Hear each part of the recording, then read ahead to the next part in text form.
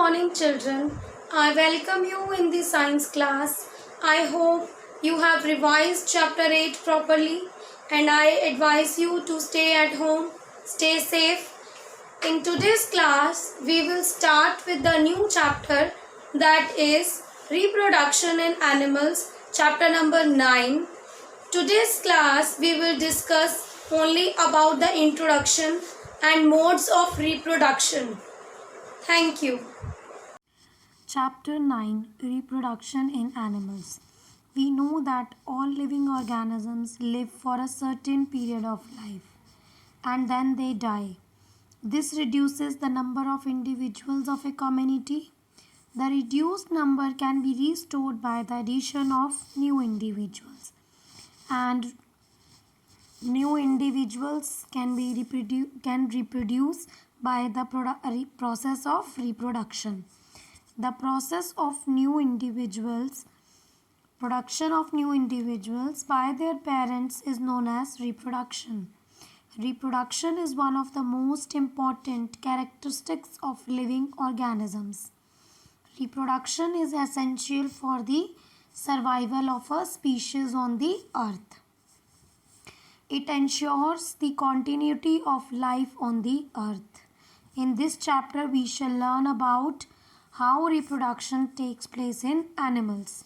Starting with the modes of reproduction, we have two different modes of reproduction. One is sexual reproduction, another is asexual reproduction.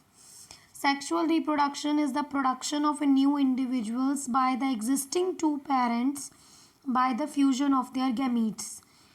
It involves the fusion of a male gamete with a female gamete, and it leads to the formation of a zygote, which develops into new individual. For example, fishes, cows, dogs, horses, human beings, etc.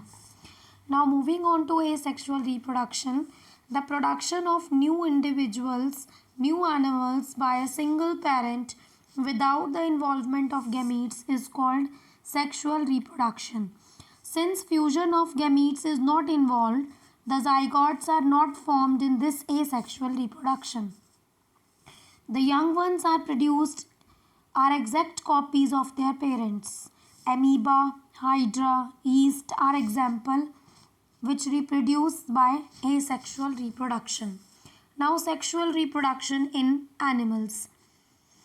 Most animals reproduce by sexual reproduction, and it involves two parents, one male, one female are involved.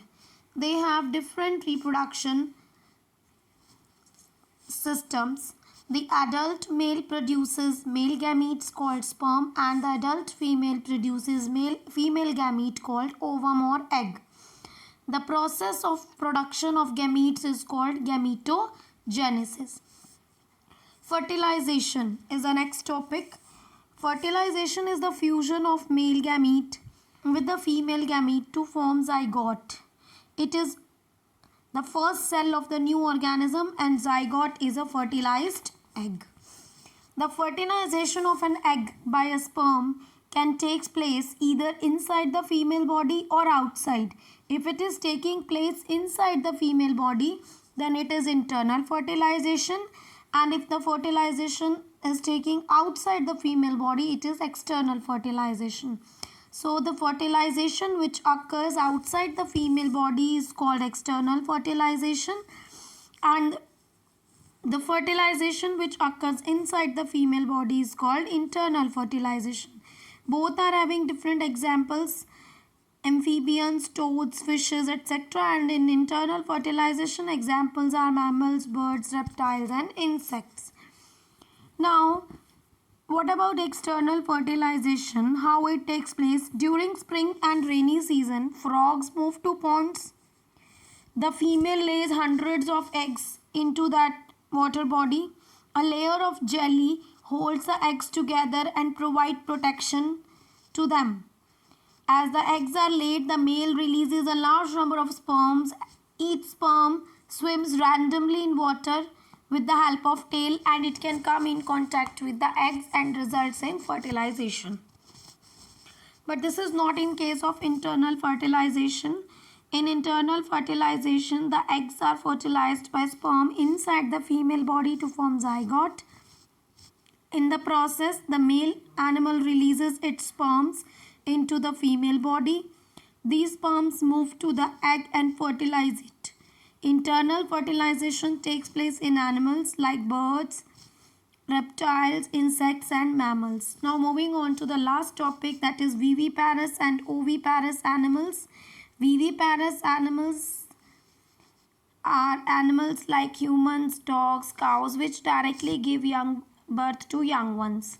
And oviparous animals are like frogs, butterflies, hens, which lay eggs. These are oviparous animals. So we need to read this topic, and tomorrow we are going to discuss the reproduction in human beings. That is, we will discuss about male reproductive system and female reproductive system.